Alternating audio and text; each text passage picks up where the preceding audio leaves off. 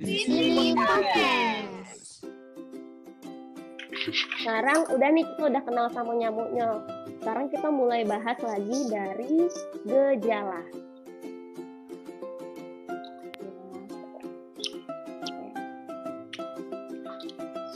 Nah, nih, jadi tadi kan ada yang Ilham bilang dengan dengue fever kan?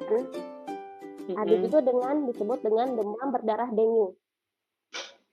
Nah, demam berdarah dengue itu nama lainnya adalah dengue hemorrhagic fever atau DHF. Nah, dari atas ini DF ini berarti yang depannya GK itu ya? Nggak nyampe, Boh. Nggak nyampe. Aduh, deh. Aduh. Aku juga nggak nyampe, Boh. Maaf. Depannya kiper. Depannya kiper maksudnya. Wow. Oke, lanjut. Lanjut. Nah, jadi ini kita akan lihat nih perbedaan dari yang disebut dengan demam dengue sama demam berdarah dengue. Atau kalau misalnya nama lainnya, kalau misalnya dokternya bilang ini DHF nih, berarti itu nama lain dari demam berdarah dengue. Atau nama lainnya itu dengue hemorrhagic fever. Nah, jadi apa sih bedanya kalau misalnya ditanya? Jadi kalau misalnya dia baru demam dengue, itu yang disebutin sama Ilham tadi ciri-cirinya. Mulai dari ciri khas dari demam dengue dan demam berdarah dengue ini adalah suhunya yang sangat tinggi di 3 hari pertama. Bahkan suhunya tuh bisa sampai 40 derajat Celcius di 3 hari pertama.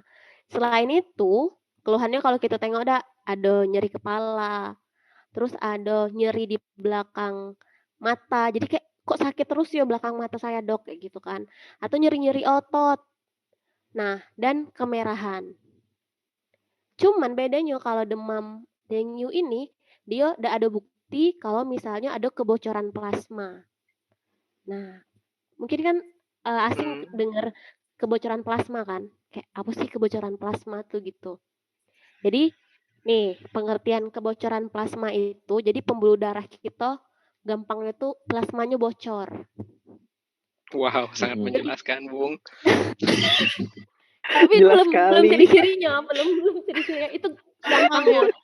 Kalau misalnya dilihat dari penampakan umum, aku nih ada kebocoran plasma Eo. Nah, cara lihatnya yang pertama ada di bagian kelopak mata tuh bengkak. Atau nama lainnya adalah palpebra edem. Bengkak kayaknya bengkak lah nih. Tapi bengkaknya bukan karena bintitan ya atau habis nangis ya. Habis malam nonton drakor terus paginya bengkak, bukan kayak gitu. Colok Jadi gitu emang, apa? Enggak. Terus ada juga namanya itu efusi pleura. Efusi pleura ini paru-parunya berisi cairan. Seharusnya kan di paru-paru kita tuh isinya udara. Tapi karena tadi tuh bocor, jadi cairannya tuh mengisi ke paru-paru. Akhirnya pasiennya itu bisa jadi sesak. Dan bahkan parahnya bisa menyebabkan kematian. Terus ada namanya asites. Asites nih perutnya itu berisi cairan. Kalau misalnya kalian pegang perut gitu kan, di dalamnya tuh usus nih. Ya udah.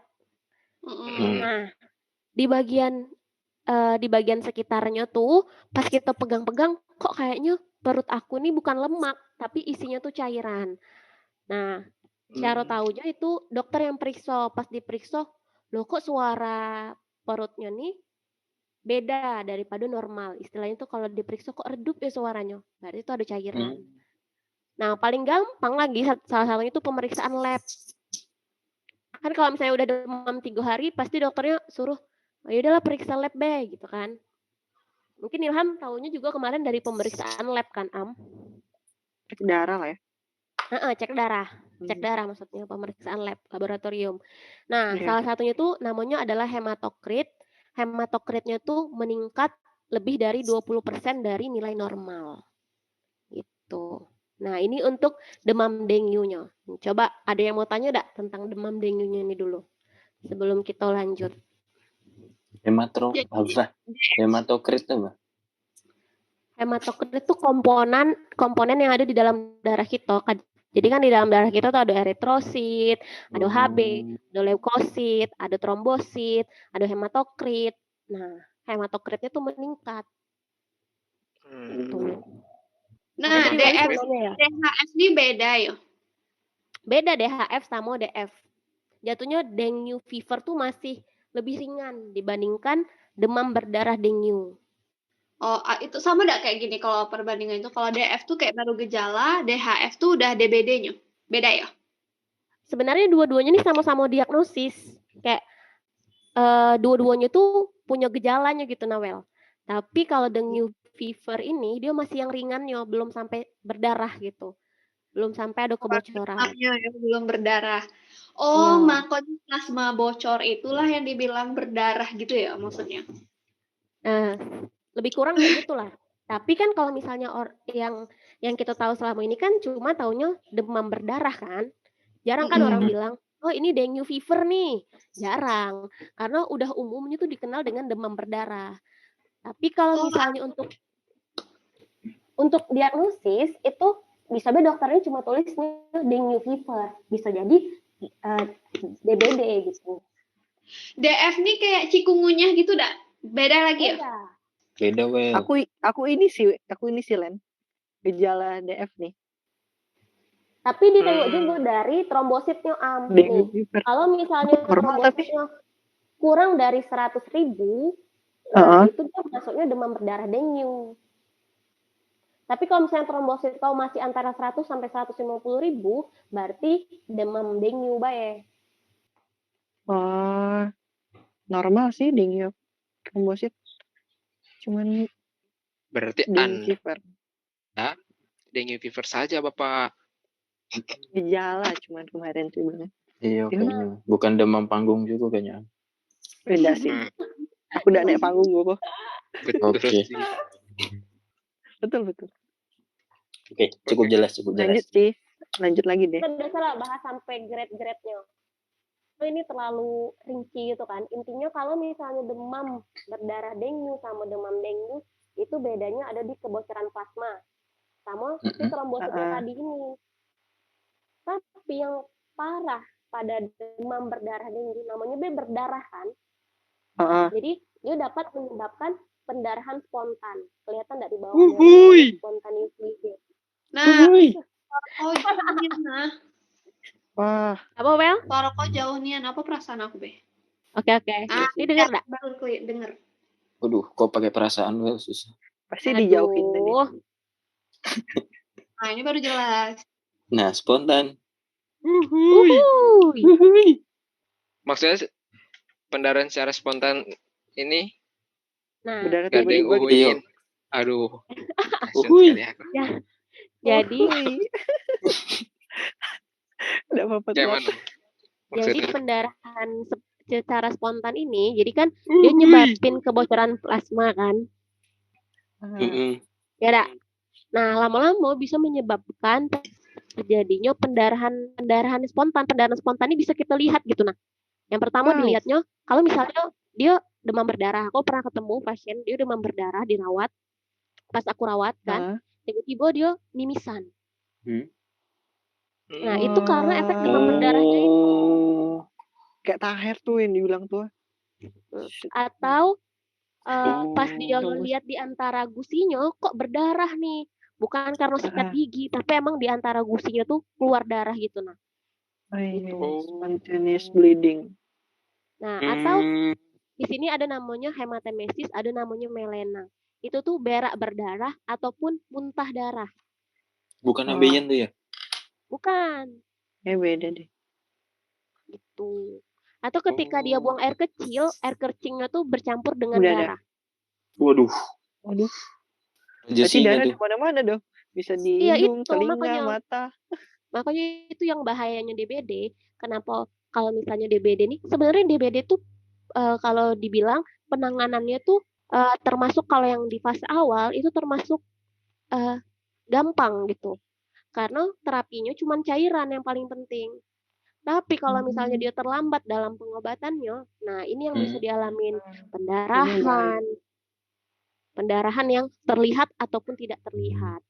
Sampai akhirnya Internal. kalau udah di tahap akhir, dia akhirnya menyebabkan sistem tubuh kita nih udah tidak berfungsi secara baik atau disebut dengan shock.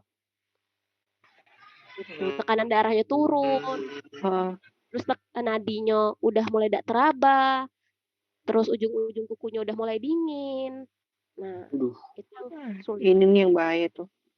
Dan aku juga Pantes. pernah ketemu waktu itu anak usia kayaknya 10 tahun deh. Anaknya tuh obesitas nih kan.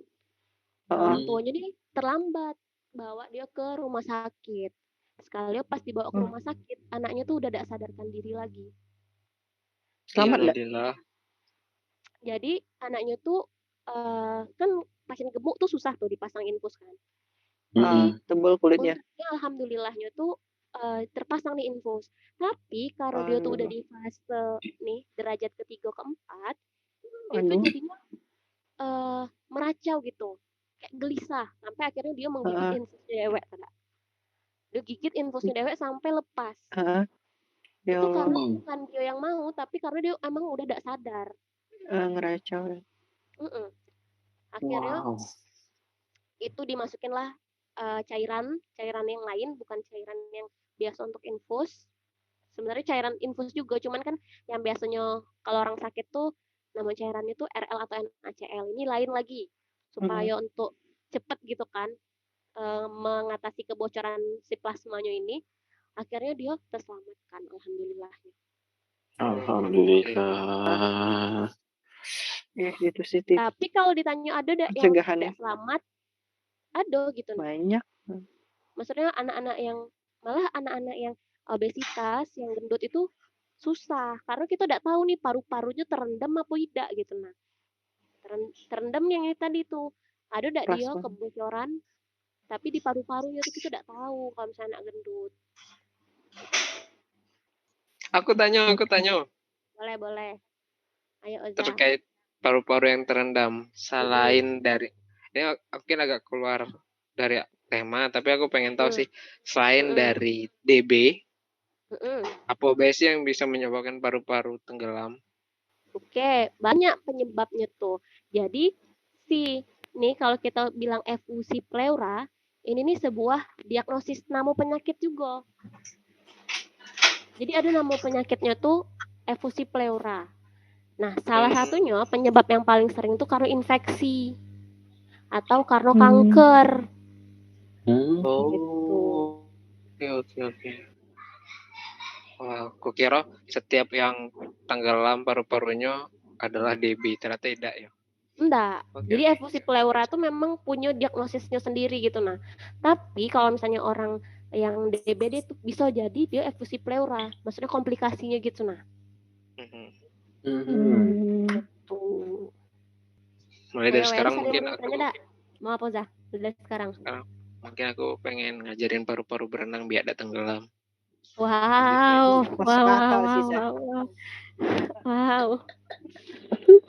Kok berenang paru-paru kok itu berenang? Lanjut. Pakai pelampung aja kalau bisa berenang. Nah, tuh. Tebo. Aku nananya. Mungkin sepele sih, Tidak Maradona. Wow. Jokesnya. Aku motong terus. Babat. Nih, ada udah rentan usia yang rentan gitu nah. Kena DBD ini atau DB ini. Dia bisa mengenai semua umur.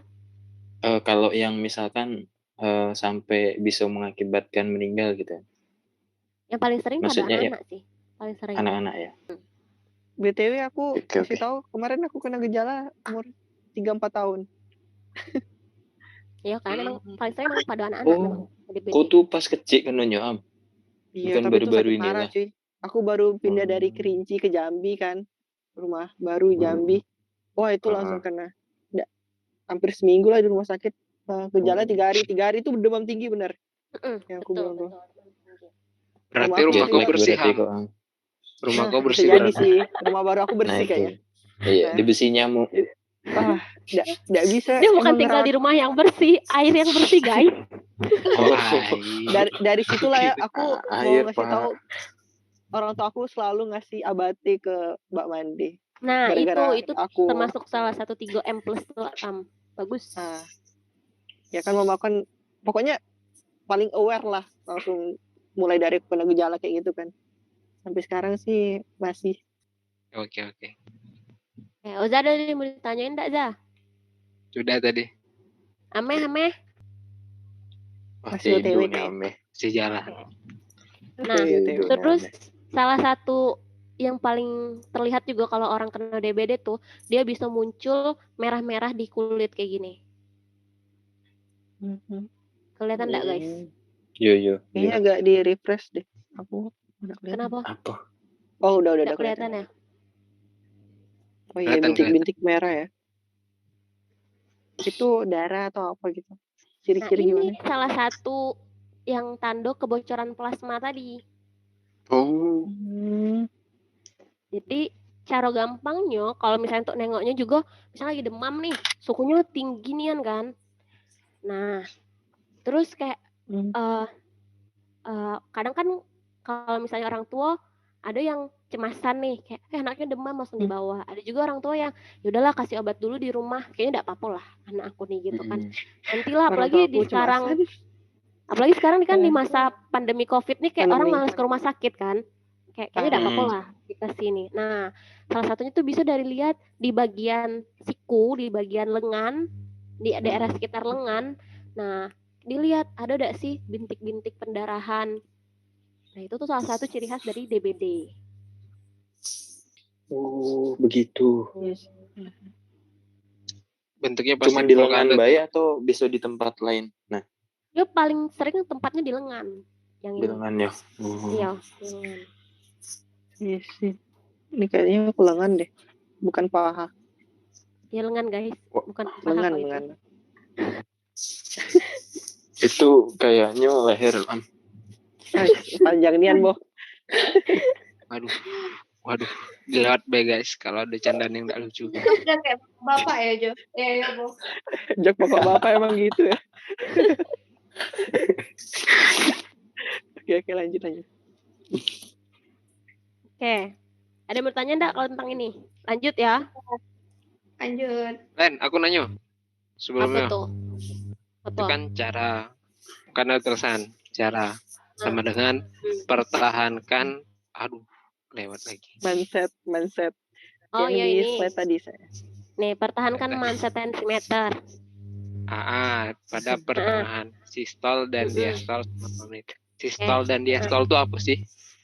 Sistol itu adalah ketika jantung memompa darah ke seluruh tubuh dan ketika dia udah selesai memompa. Jadi sistol itu ketika udah mompa nih. Terus darah nih mengisi si jantung nih mengisi lagi kan? Nah, itu disebut dengan diastol. Jadi diastol waktu ngisi, sistol waktu mompa. Yes. Oke, siap, laksanakan. Tapi ini pemeriksaan ini dilakuinnya oleh perawat dan dokter. Jadi misalnya nama tes itu kan tes Rampelit test. Nah, atau tes tourniquet ini dilakuin oleh tenaga kesehatan gitu. Ini diprovokasi. Jadi kayak diprovokasi. Misalnya kita tidak lihat nih, aku coba provokasi dengan pakai mindset itu, pakai tensi, terus aku pertahanin nih 5 menit di antara nilai sistol dan diastol aku. Ya udah terus aku pertahankan, kayak ternyata muncul nih. Nah, bisa jadi aku kena DBD. Oh, begitu. Ada tekniknya juga. Masuk. Ada. Itu artinya positif 10 petekiase itu 10 bintik-bintik Mas ya? Iya, betul. Jadi itu nanti sebenarnya di bagian lengannya nih nanti dibuat lingkaran gitu, terus nanti dihitung, berapa sih jumlah bintik-bintiknya. Kalau lebih dari 10, berarti itu dia positif. Kalau ini kan udah banyak nih, udah lebih dari 10. Yang kecil ini pun dihitung 1 nih, 1, 2, 3, 4. Persegi. Ya, 1M lah tuh. Nah, berarti ini nih yang bintik-bintik merah ini bukan timbul sendiri, tapi bisa timbul sendiri, tes Rampelit. Dia tuh bisa timbul sendiri ataupun diprovokasi. Oh, Iya. jadi tuh kalau misalnya tidak muncul di permukaan kulit, kalau di tes tensi tiba-tiba keluar, berarti itu DBD gitu ya? Tergantung, lebih dari 10 dan dia tuh harus di 1 inci kan. Jadi kayak misalnya aku nih buletin dulu, nanti di dalam bulatan itu lebih dari 10. Kalau misalnya lebih sama dengan 10, oh berarti dia positif nih. Tuh. Oh, I see. I see you and I see you. Oke. Oke. Nah, Next. tadi kan kita udah bahas kan gejalanya tuh. Gejalanya demam kan. Demam, kalau lebih dari 3 hari demamnya sangat tinggi, nah itu kalian perlu waspada. Ini DBD atau bukan. Terus selain demam, tadi ada nyeri di belakang mata nih. Kok di bagian mata sering sakit-sakit ya? Otot aku sering sakit-sakit misalnya. Nah, itu juga termasuk gejala DBD. Selain ada pendarahan-pendarahan yang tadi. Soalnya kalau pendarahan itu dia tidak muncul langsung awal, kayak baru 2 hari langsung muncul. Enggak. Biasanya dia udah berapa hari, udah seminggu atau udah 5 hari baru muncul gejala pendarahan yang tadi.